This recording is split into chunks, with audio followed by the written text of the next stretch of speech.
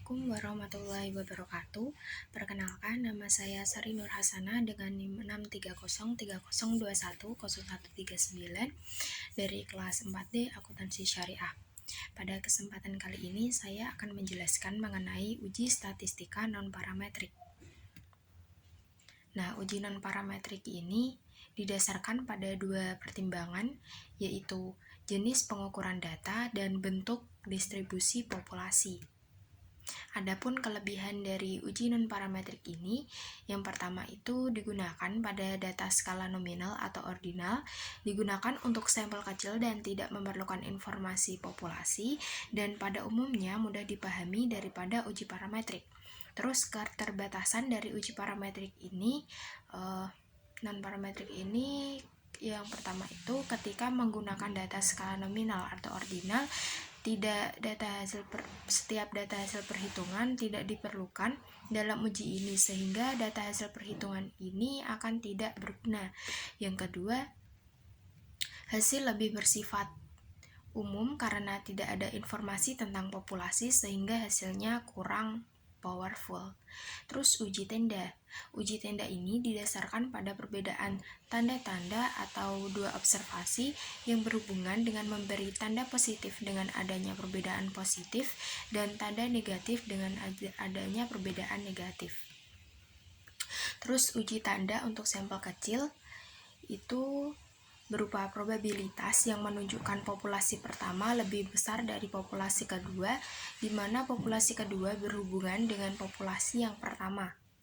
Terus prosedur uji non-parametrik ini mengikuti prosedur uji parametrik. Nah, sebagai berikut, yang pertama membuat hipotesis nol dan hipotesis alternatif. Misalnya, pernyataan bahwa training bisa meningkatkan kinerja karyawan.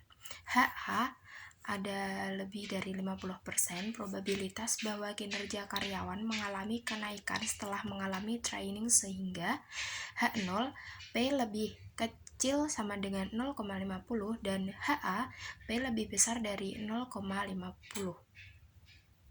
Yang kedua, memilih tingkat signifikansi pada A sama dengan 1%, A sama dengan 5%, atau A sama dengan 10%. Yang ketiga, dengan menentukan tanda positif atau negatif pada setiap observasi. Tanda positif jika ada kenaikan dan tanda negatif untuk penurunan kinerja karyawan. Bila kinerja sama sebelum dan sesudah kita diberi tanda nol tidak dimasukkan dalam uji.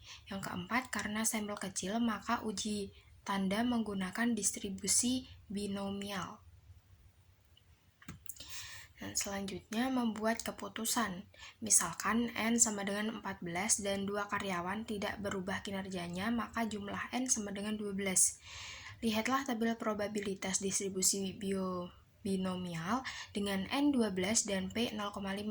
Kita hitung probabilitas kumulatif sehingga mendapatkan probabilitas kumulatif mendekati tingkat signifikansi 0,05 tetapi tidak pernah sama, yaitu 0,019. Jumlah kejadian sukses yaitu tanda positif dengan probabilitas kumulatif 0,019 sebesar 10. Keputusannya, jika jumlah tanda positif lebih besar sama dengan 10, maka kita menolak hipotesis 0, dan sebaliknya bila tanda positif kurang dari 10, kita gagal menolak hipotesis 0. Terus, adapun sebuah perusahaan asuransi syariah di Jakarta sedang mengalami perkembangan cukup pesat. Untuk terus meningkatkan kinerjanya, perusahaan asuransi melakukan peningkatan kinerja karyawannya dengan melakukan training terhadap karyawan bagian sales penjualan asuransi. Kinerja karyawan dibagi menjadi 3 kategori, yaitu rendah, sedang, dan tinggi. Diambil secara acak sebanyak 10 karyawan dan hasilnya sebagai berikut. Di tabel ini, dari data tersebut, apakah kita bisa menyimpulkan bahwa training telah meningkatkan kinerja karyawan bagian sales penjualan dengan tingkat signifikasi A sama dengan 5%? H0 P lebih kecil sama dengan 0,50, HA P lebih besar dari 0,50. Tingkat signifikansi pada A sama dengan 5%, ada 8 tanda positif, ada 1 tanda negatif, dan 1 tanda 0. Uji tanda menggunakan distribusi binomial, menggunakan berbuat keputusan. Selanjutnya, uji tanda untuk sampel besar. Sampel besar, jika sampel lebih besar dari 0, untuk sampel besar ujinya mengikuti distribusi normal. Terus, Departemen Pemasaran Perusahaan Makanan Ringan ingin mengetahui bagaimana respon konsumen terhadap produk kacang, apakah menyukai rasa bawang atau asin. Sampel sebanyak 100 responden diambil secara acak. Rasa bawang ditandai dengan positif dan rasa asin ditandai dengan negatif. Dari 100 responden tersebut, 60 menyukai rasa bawang dan dengan derajat kepercayaan 5%. Apakah kita bisa menyimpulkan bahwa memang terdapat perbedaan selera konsumen?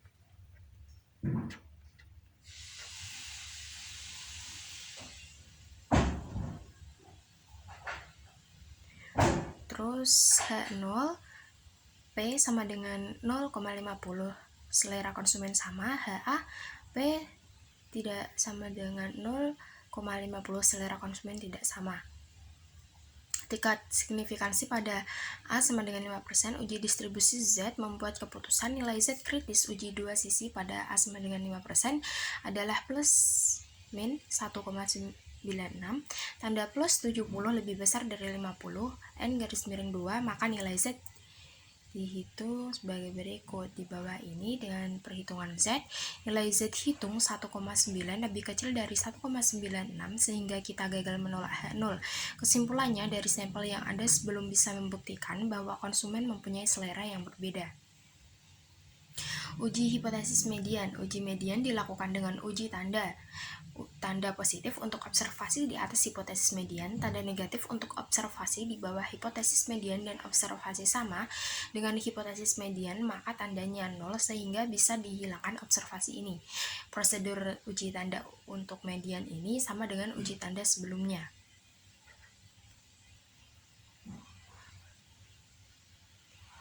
Terus uji ranking tanda Wilcoxon.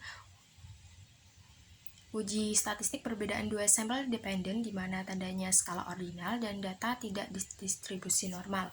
Adapun prosedur atau langkah uji ranking tanda Wilcoxon mencari perbedaan skor antara dua sampel yang diambil, mencari nilai absolut perbedaan skor dua sampel tersebut. Jika perbedaannya 0, maka kita tidak memasukkan dalam analisis. Melakukan ranking nilai absolut dari yang terkecil sampai yang terbesar.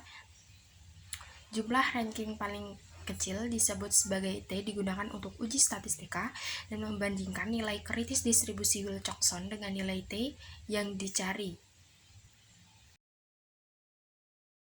Kemudian uji Mann-Whitney-Wilcoxon. Uji memerlukan persyaratan bahwa data paling tidak merupakan skala ordinal. Uji perbedaan dua sampel dengan sampel adalah independen atau Wilcoxon Rank Sum Test. Data tidak distribusi normal. Uji Mann-Whitney-Wilcoxon untuk sampel kecil. Prosedur untuk uji dua sampel independen dengan MWW sebagai berikut. Menggabungkan data dari dua sampel independen dan melakukan ranking. Menjumlahkan setiap ranking secara terpisah berdasarkan sampel masing-masing, mencari nilai statistika T yaitu jumlah ranking yang paling kecil dari dua sampel yang ada, membandingkan nilai kritis distribusi MWW dengan nilai T hitung yang kita cari pada langkah ketiga. Adapun nilai kritis distribusi MWW, TU sama dengan N1 dalam kurung N1 plus N2 plus 1 dikurangi TL. TL dicari dari nilai kritis MWW. Nilai kritis TL didasarkan pada jumlah sampel populasi pertama N1 dan jumlah sampel pada populasi kedua N1 dan tingkat signifikansi yang dipilih. Nilai T lebih kecil dari atau lebih besar dari TL, maka menolak hipotesis 0, dan sebaliknya, jika nilai T di antara TU dan TL, maka gagal menolak hipotesis 0. Uji korelasi ranking Spearman. Korelasi menunjukkan keeratan hubungan antara satu variabel dengan variabel lainnya. Besarnya keeratan hubungan antara dua variabel dihitung dengan koefisien korelasi. Analisis korelasi digunakan untuk mencari keeratan antara dua variabel dalam skala ordinal. Uji korelasi dari dua variabel skala ordinal ini bisa diuji dengan menggunakan uji korelasi ranking Spearman. Sekian yang dapat saya sampaikan, kurang lebihnya mohon maaf. Wassalamualaikum warahmatullahi wabarakatuh.